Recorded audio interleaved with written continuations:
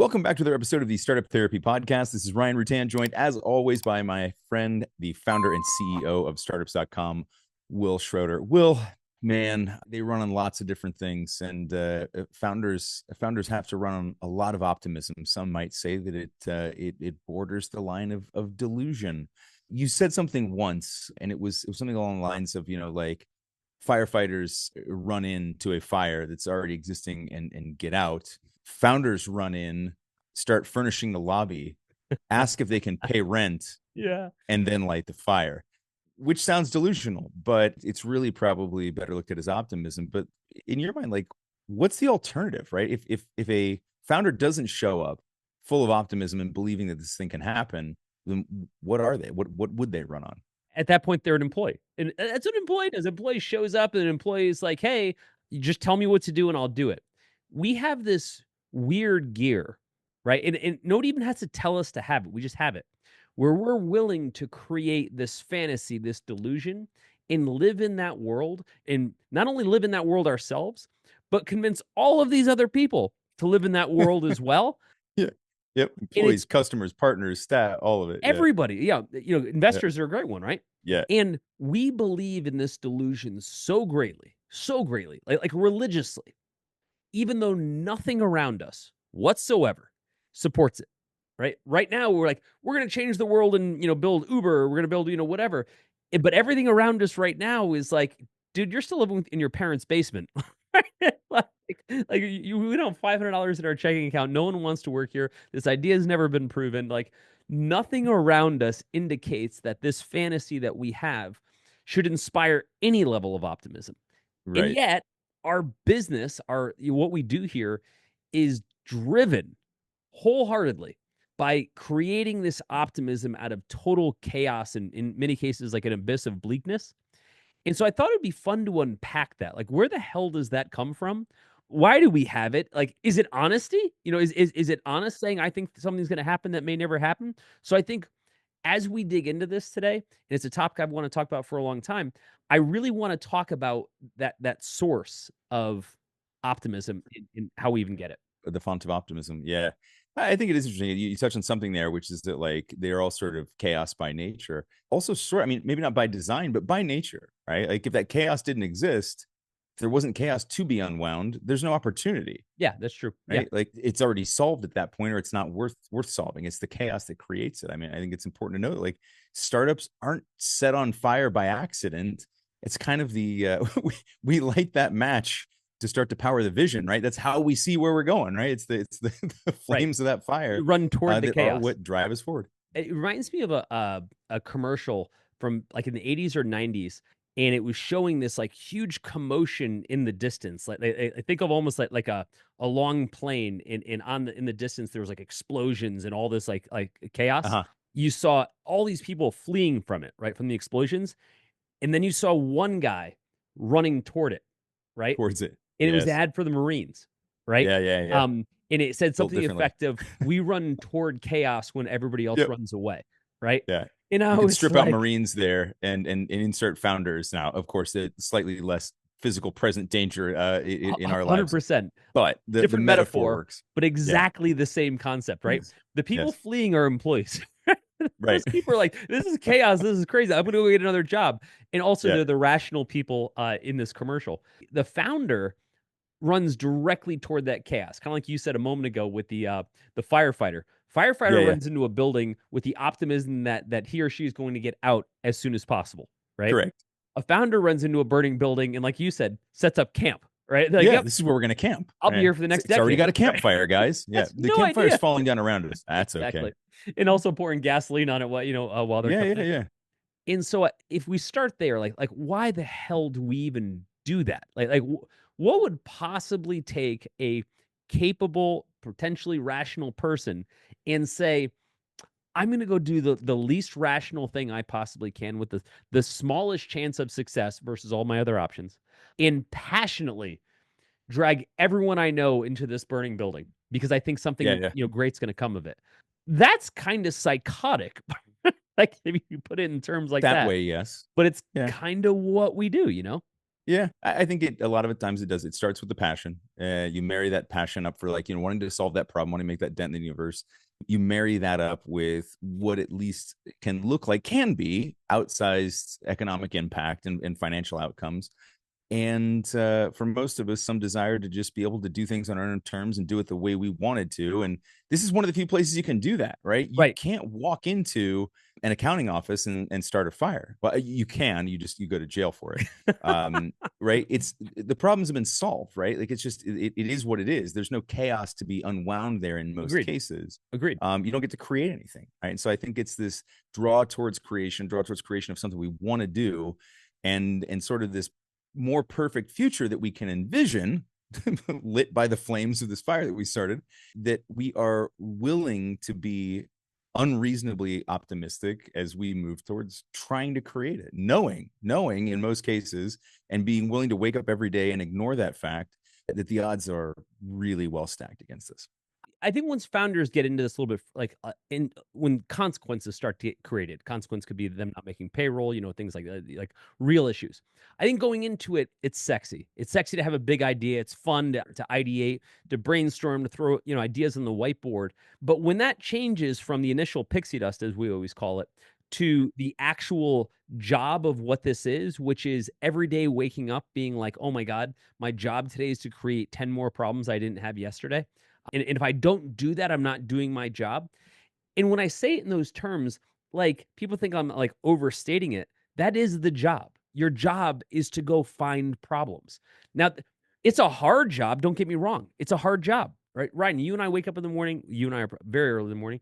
And then we start unpacking problems immediately. We literally look for stuff to go break or fix, one of the two. They seem to arrive with more frequency than the Amazon man at this point. Yeah, they do. They do. But for a lot of people that don't understand this path, they Yeah. look at that as, I can't believe everything's breaking. What am I doing wrong? And it's like, Yeah. no, this is the path. There This is actually the job. isn't another Yeah. path, right? I watch it not just with founders, but I think about different paths in our lives, different times in our lives where we have kind of this, why is everything breaking? It must be me. Both you and I have teenage daughters. And they're living in this for the first time, where their social circles and everything else like that are becoming geometrically more complex. People aren't asking people to dances and things like that. And they're like, oh my God, what am I doing wrong? We look at that and we're like, that's just being a teenager, right? Like, Yeah, it's that's all the the trials chaos and tribulations of being a your teenager. age. Yeah. But if you're Yep. living it, if you haven't been through it before, and this is, akin Yeah. to us seeing new founders that come to startups.com and their heads are on fire because they're like, there are so many problems that I'm dealing with right now. What am I doing Yes. wrong? My most consistent answer is, you're exactly where you're supposed to be. This is Yep. exactly what you're supposed to be doing right now. You are supposed to be in the shit, in all these problems, losing sleep. It's not awesome. It's not healthy. I'm saying, but this is the job. It reminds me, thinking about that, the first time founder versus the not first time founder, right? People have been through this a bit more. And I think we may have referenced this on the pod before, but it's essentially like that scene from insert World War II movie here, where you've got like the grizzled sergeant walking around, and you've got both the new leadership in the terms of like the commissioned officers and the first time grunts. They're all running around like pure chaos, and the It's Saving sergeant's Private just Ryan. like walking through, not reacting at all, right? Yeah, Like right, lighting right. smoke and just walking through all the Yep. explosions, because they understand that that is the job. They know that this is what it looks like and it's what's going to be, right? Like, the founder job, to go back to our fire analogy, is something like you're managing the burn, right? You're trying to control the fuel, which is generally kind of like what we're focused on within the startup at a given point. The oxygen being the amount of attention you give that, and then making sure that there are some exits, i.e., your runway, so that this whole thing is survivable, right? Like, how do we manage towards some kind of an outcome in this chaos? I think that was the other thing that I realized at some point, probably not nearly early enough, was that my job wasn't to eliminate the chaos either, right? I wasn't trying to do away with the chaos. I was trying to leverage some of the momentum that existed within the chaos to move forward. And that was it, right? And then just to be okay, it's like, oh yeah, my job isn't to make all of this normal. It's not going to be, right? Maybe at some point in the distant future, when the startup achieves everything it wants to, yes, then, but rarely even then. So stick with that. There's all this chaos. And most founders, because we advise them all the time, they'll come to us and say, like, I am, overwhelmed with chaos right now. How am I supposed to inspire? Like, where do I create this optimism in the face of so much negativity? So much negativity. And I want to talk about that, kind of where that comes from, and how we manufacture that. But I think about it in terms of because we are in the business of delusion, and everybody Yeah. hates that term because it sounds like it sounds negative, it sounds false, it's all these things. I hear accurate. It It probably, yeah. is. It is what it is. Yeah, man. So, but I look at it and I say, as a person who has always lived in a state of delusion, I've just got a wild imagination, and that's a big part of this job. I Yeah. remember as being like a 9-year-old kid in the summer, I'd wake up and I'd be like, I want to build a fort. Where I grew up in Connecticut, we had lots and lots of woods, so all the houses backed up to woods. And Is I it weird never, that I still wake up like that, Will? I'm not even kidding. Jack and I saw some stuff from like a construction project the other day where they're like gutting this building. We saw this stuff and we stood there for like 10 minutes being like, ooh, we could grab that stuff, take it over to Parco La Vida, and we could build a fort. Like, we were literally designing this timeless, man. out of, yeah, that would have So, gone over well. so the moment I woke up, though, the delusion began. The delusion began. I pictured the full fortress that was going to get built. Okay. I remember I'd grab graph paper. I loved this part, right? This is before SketchUp existed. And I would sketch out exactly what the fort would look like, in its purpose and, its grand vision. And I would then go to the kids in my neighborhood, and I would recruit every single kid that would listen and sell them on the idea of what this fort was going to be and where we were going to source materials and get them super pumped about what their role in the grand vision would be, et cetera. I mean, it was founder 101, right? Like, I mean, it's funny that I was just instinctively doing that ever since I was a kid. Yep. But in my mind, when I woke up that morning, that fort was already built. The only difference between where I was right now and being there was all the work I had to do in between to make it happen. But in Sure. my mind, it was a foregone conclusion. Well, stick on that for a second, because I think that's an important distinction between founders and most people. I think that most people need proof to believe. Founders, on the other hand, just need belief to go and create some proof, right? Correct. Yeah. As long as we're willing to believe, we'll go prove it, right? Yep. Everyone else is sitting around going, prove this to me so that I can believe it. And we're like, it's not the way I see the world. It just isn't. And again, for those folks that need proof, I get it. Yeah. I get it. You see this in religion, right? And that is the fundamental difference in religion. You either have faith and you believe, or you insist on proof and you don't get it, right? It's one of the two. And those are very polarizing spectrums. Okay. Now, for people who believe, they often, not always, don't need to be told to believe. There's just something in them that is willing to manufacture that belief and hold on to it very strongly. And clearly, around religion, nothing has inspired more humans on the planet than what is religion, a belief in something that might not be. And again, I'm not knocking anybody's religion. I'm just saying everyone recognizes that there could be a chance that it isn't what we think it is, no matter how strong our belief is. But we're willing to believe anyway. That is a founder. The founder says, I can't prove a damn thing, right? I have no idea whether this is going to actually become this thing, but I believe so strongly in the value of what it could be that I'm going to manufacture all of the optimism that I've ever had in my life around this single goal. And I'm going to inspire lots of people to join, invest, and all these things. But at some point, and this is what I want to kind of dial into. At some point, like when it's first starting, it's just a concept. There's no consequence yet.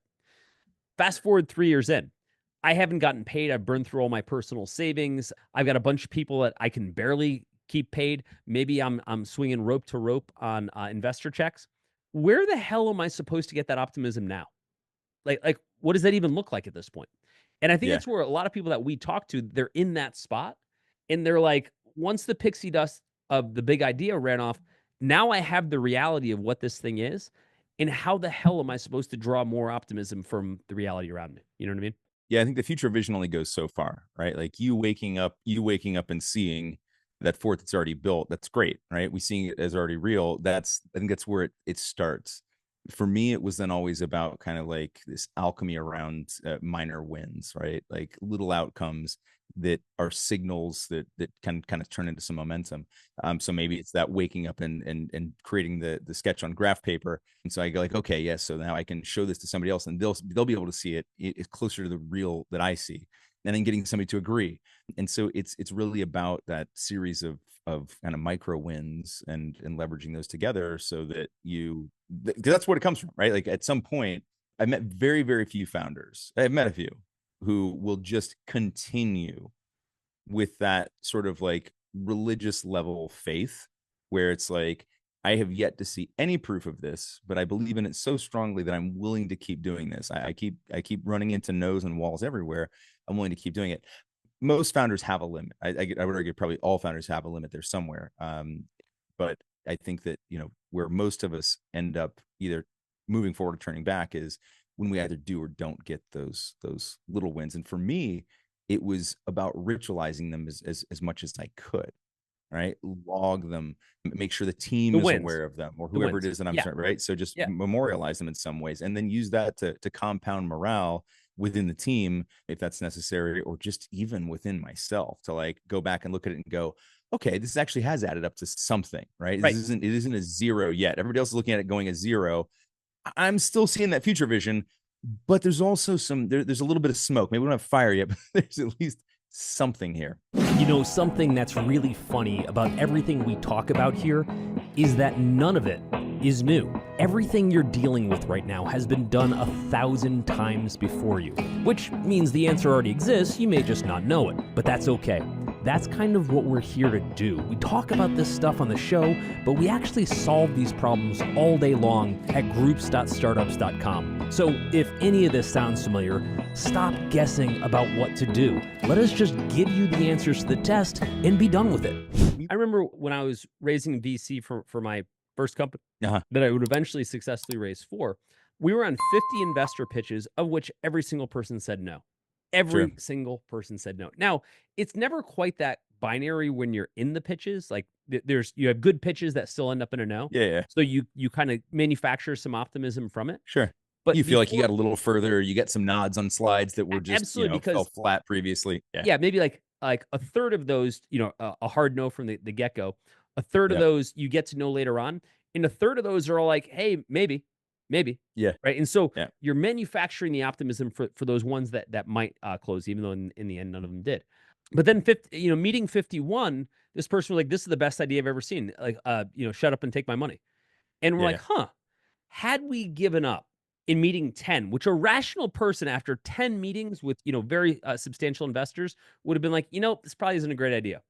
A rational person wouldn't have done it 40 more times. Right.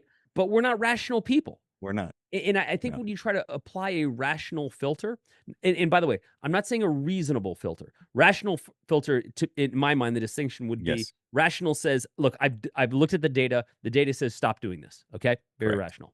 Reasonable person said, I've looked at the data too. It also says it may not be probable, but it doesn't mean it can't be done. Correct. Right? I reasoned. I've looked at both, and I said, hey, chances are we won't get it done, but there's 10% chance that we will. Carry on. Right? We've gotten nothing but no's so far, but it's not definitive yet that that's the only answer that could possibly come back. Correct. When I think about where this optimism is coming from, when I think about where it stems from, I think you touched on it. It stems from those little wins, right? That maybe it's not a yes, but it's a maybe. It's like, well, shit, we haven't had a maybe before, right? When you and I are building product together, we built a lot of products over a long period of time. We launched a new product, a new price point, a new feature, and one person buys. Now, the weight of that one person means nothing, relative to our business, but it opens the door of hope, right? And we go, if it's one, it could be two. If it could two, it could be 20. Yeah. Right? Yeah. It's not zero anymore. Exactly, because zero is a very specific number. And I think that optimism comes from these tiny little signals that breed hope. And I think that when people look at hope, I think we tend to wildly undervalue hope. I think we look at hope as this childlike fantasy. And what I'm saying is that shred of hope, that shred of optimism is our business, right? That is literally what makes great companies, is that shred of hope, that shred of possibility. And when you look back at so many companies that have had that, like, down to the last, dollar, down to the last morsel moment, and they've come back, The difference was hope. Now, for every one of those stories where the person came back, there's 1,000 of them where they fell off a cliff like Wile E. Coyote. But that's the point. That's the hope. That's Hopeful what changes at the same time, right? That's the thing. You gotta play to the point. That's where it becomes definitive, right? Right. I think that's what's so hard for people who aren't built like this, don't have this gear, don't have this mentality to look at and go like, why would you wait until you have absolute undeniable proof that it won't work? Yeah. When you were willing to continue without any kind of proof that it might. Like, why are you so willing on one hand to kick that decision down the road until you get this, like, it has to be so highly specific for you to say no, but you'll take even, a little bit of scent on the wind that says maybe this is still possible. And I think it just goes back to, being willing to say that, like, whatever the cost and the loss is of this not working means less to me than the possibility that it could be true. And if I go back in time, I can even think of times where, like, I'm not going to say I lied to myself, but I definitely intentionally inflated things, Right. simply because I needed some hope. Right. You have to, though. I mean, again, that is the business, right? Like, there isn't another version of this where everything is going so well that your optimism just comes from so many high fives, right? Like, that world literally doesn't exist. But I think if you've never done this before, and you're like a rational person, and you get your optimism from positive signals like that constantly happen, then you look at this going, why would anybody be optimistic, right? And you see this with employees that were not cut out to be at startups, right? As soon as the funding starts to go away, or as soon as the product market fit doesn't seem certain, they get the hell out of there. Like, I was here when it seemed like all the signals were good, but as soon as they turn negative, I'm out. And frankly, you should part company with that person as fast as possible. Yes. Yeah. They're not They're on meant the to be wrong there. boat. Yeah. The next thing I would say is, when I talk to people about this manufacturing optimism, I think one of the things that we get back is, well, am I lying to people? Sure. Yeah. Are we talking about dishonesty? Is my delusion a lie? Yeah. And here's the answer. It can be, if you know the answer. Let me explain. The difference between Theranos, where the founder quite specifically lied to people, it's because she knew the answer was one thing and she gave them a different answer. That's called lying. That's not optimism, right? Yeah, that's called optimism, right?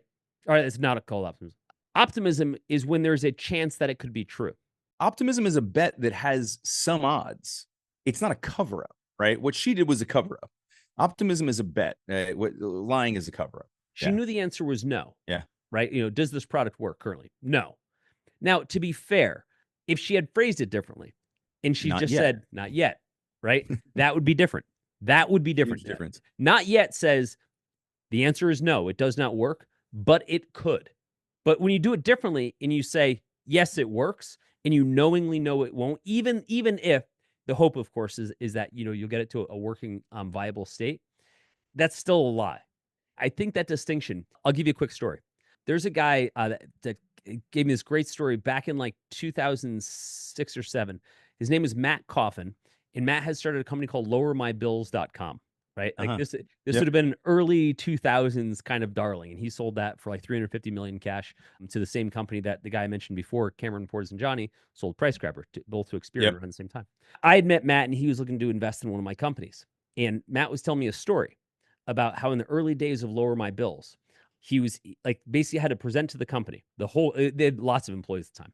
He presents to the company that, things are going to be awesome. We're going to be a big company, get acquired, whatever.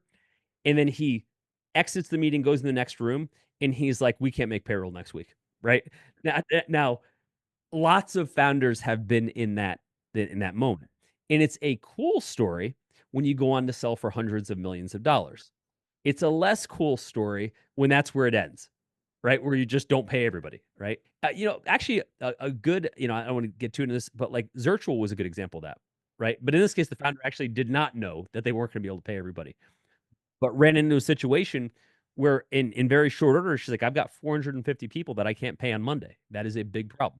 But she also didn't tell them that they're going to get paid. So she didn't lie to them. She's very honest about it. But crazy shit like this happens in our business. It does. But again, to your point, you have to draw that distinction first around uncertainty versus certainty, right? It has to be, right? Honest optimism is okay, right? Here's the situation, here's the plan, here's the chance, assuming there's a chance. I think it's when it's here's the situation, here's the plan, and there's no chance. That's where this becomes problematic really quick. Not that we get to pick and choose these things. All we can do is pick and choose how we react to them. And I think that's the core difference then between honest optimism and just absolutely malfeasance. One of my favorite lines is in the most recent Deadpool, and Wolverine finds out that Deadpool has been lying to him the entire time, and he's like, "It wasn't a lie; it was an educated wish." It was an educated wish. And I thought, I might print that on something and hang it somewhere. I mean, chef's kiss to that one, right? I mean, like Yeah. whoever wrote that line is an absolute Yes. genius, right? An educated wish, right? Which I thought was so Amazing. incredibly well said and so Yes. appropriate to what we're talking about, right? I mean, it we're in fits. the business of educated wish. The new mantra. Yeah, right. But when I think about that, and again, the difference between being like just blindly optimistic and being dishonest, right? Because being dishonest is very different, right? Yeah. When I look at this optimism that isn't the truth but isn't lying, the difference, like I said, is if you know the answer is one thing without question, then any other answer is lying. But if there's a chance that might not be true, then it's usually grounded in optimism. For example, every founder that's ever going to raise money has to go through this. Employee comes to them. I heard things aren't going so well with this funding round. Are we going to be able to, make payroll in 2 months, so to speak? However they verbalize that. Sure. And you say, yeah. Now, are you lying? Yes, if you know for sure that you can't raise more money. Right. The problem is you don't know that for sure. The problem is you don't, right? You're still talking to a few people. There's maybe one thing, you've got a deal in the works. You got this partnership, something like that. And so if you were to say, yep, nobody's getting paid in 2 months, then at that point, you pretty much cancel any chance that you would ever save this ship. And everybody goes into this gray area, somewhere between, hey, I thought this was going to work, and even now I don't believe it's going to work, right? But I'm too afraid to own up to what just happened. It happens all the time. I think, as you're getting further into those murkier waters, I think there's a point at which optimism starts to work against you. I think at which, like, we see it when we went out and bought companies. This was a great example. Zirtual was an example of that, but there's many, many others that we bought or looked at. And the founder was like, well, I still think this thing's worth $100 million. You did $25,000 in revenue last year, right? Yes, but the data. Yeah. Right. Yeah. Sure. There's a chance. It's not a good one, and it's not the vast likelihood, but there's a really small chance this is worth $100 million. But that's where, in my mind, that's where the difference between I have some basis for why this could happen, and I'm just making shit up at this point, right? That's as close to lying as you can get, which is my point. I think where I start to see it, so when we get close to this line between hopeful and harmful, I think that there's sort of three components to that for me. It's like, if we've got facts, sort of like, what do we know? We got some faith, what are we aiming to accomplish here? And then the fight, which is what we're willing to do to make that true, like the steps that we believe will get us there. I think where I start to see it go wrong is when it falls back just on the first two. It's sort of, we know we're out of money, but we believe we'll be able to get more before that payroll's due in 2 months, but they don't have the fight anymore. They don't know like what the actual steps they would go and take. This is where we're now running into a real problem for me. It's like, if you can tell me, here's the situation, it's good, bad, or ugly, here's what I believe we can go do, and you can tell me how you think you're going to go about it, you're still on the right side of the equation. I think the minute that last piece disappears and you go like, well, I don't have the money, but I really hope that we'll get it, but I don't have any idea from where or how, you're on the wrong side. You're moving over into harmful territory at that point. I agree. And I think that's what I want folks to understand, that there is a threshold where the upside to maintaining that optimism is actually no longer there. And now you're really just mitigating the downside, in which case, again, you're starting to get into Theranos territory, which I think is a dangerous spot. When we talk to founders, and I can tell they're at the point of no return, the advice that I give them, and I've given this to many, many founders, some of those are listeners of the show, I've said, look, you're at a point now where you're no longer trying to win. Instead, you're just focused on trying not to fail. And no one wins with that strategy. And it's time to unwind this thing. And I basically try to give them permission to let go. because at that point, I know their optimism is a delusion even to them. It's no longer benefiting them, right? But here's what's interesting, man. If we don't have this optimism, if we don't manufacture this optimism, we can't win. There's no version where you do what we do based purely on facts, right? It just, if that's the business you think you're in the wrong business, man. I just saw a clip last night that illustrates this. It was from while not sleeping because Jack has had a cough for 2 weeks and it only comes at night to keep us awake. That's, as we've decided, that's what it's for. But I happened to catch this line. Do you remember the show Whose Line Is It Anyways? Yeah. I have no idea how deeply this thing was buried in the internet, but this clip resurfaced last night for me. And the prompt was worst or least inspiring battle cries. And the least inspiring battle cry was the guy runs out and he goes, "Oh no." It's like, yeah, right. You have to have optimism, right? Right. You show up at the fight, you got to believe you have some chance of winning. Otherwise, you definitely won't. My favorite example of that, and your battle cry is perfect, is the opening scene from Saving Private Ryan. Just telling the kids about this. Yeah, definitely don't show it to them. But no, exactly that. They were like, "Can we watch it?" I was like, "Absolutely not." Ryan, I remember when I watched that scene in the theater, like I was almost sick to my stomach, and not because it was graphic in nature. That was part of it. Is because I knew real people. The emotional realization. Yeah, like holy, somebody actually did that. Now back that up. If I recall, the scene opens up with Tom Hanks on a one of the loading boats that's going to hit the shores, and his hand shaking like he's trying to drink or do something to try to like calm his nerves. Every guy starts throwing up and everything else like that. Now I want to pause there. This isn't about the movie. It's about optimism. Okay, at some point, every single person on those boats had to be convinced that they were going to be victorious. Now stick with that for a second. They were going into certain death. Like there's absolutely, and I use this example because it's so stark. They're going to certain death, but the only way to be victorious, which they were, was to have a manufactured optimism, to see the world in a way where they didn't get shot, to see the world in a way where they didn't get butchered, but they actually made it past the beach and they made it up to the church, and stopped things, let's say. Think of how powerful that is, right? In the face of absolute certain destruction. Someone, generals, then commanders, etc., were willing to manufacture this optimism. They put together a plan that said this could work. And then, this is the crazy part, convince 156,000 troops that they should do the same. Same thing. Yep. I've had some wild ass ideas in my day. None of them involved, and we should run directly at machine guns. Yeah. I appreciate that. If that ever does show up in one of our meetings, I'm going to let you know. Now, I won't say 100%. This is where that optimism comes in, but I'm probably going to say no. I will say this though, in kind of as an aside, because we're recording this after Veterans Day. Thank you to all the people that have served. Yes. Ryan, I know you feel the same. The fact that level of bravery even exists in humans is bananas to me, right? And the fact that we live alongside people who have that level of bravery is unbelievable. I saw this great meme a few years back. It was just talking about kind of the generational differences. And it said, your grandparents were called to war to storm the beaches of Normandy. This is during COVID. You're being called to sit on your couch. You'll be okay. I was thinking like the level of bravery generationally. And I always wonder, if we had that level of call now, does our generation have that level of optimism or, patriotism or whatever to heed that call? Kind of different world. Big question, and one that I actually kind of feel a little ill thinking about answering. Let's hope we never answer. But I bring that up to say two things. One, thank you for all the people that ensure our freedom.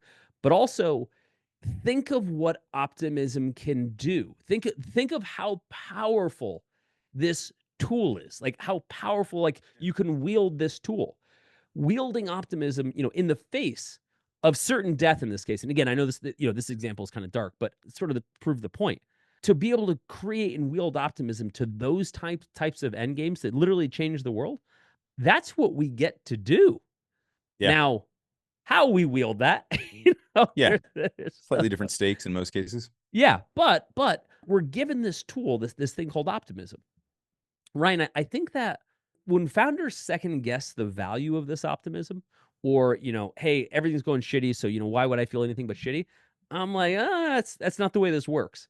Right? Like your job is to manufacture that tool, like to wield that tool. You know what I mean? Yeah, let's circle back to that. I'm going to stick on that scene for a second, because Yeah. there's a really pivotal point in that scene where there's optimism, and it's optimism, but it's balanced well with apprehension and fear and all of that, right? Where they're still in the boat, and it's that moment where the landing gate drops, Right.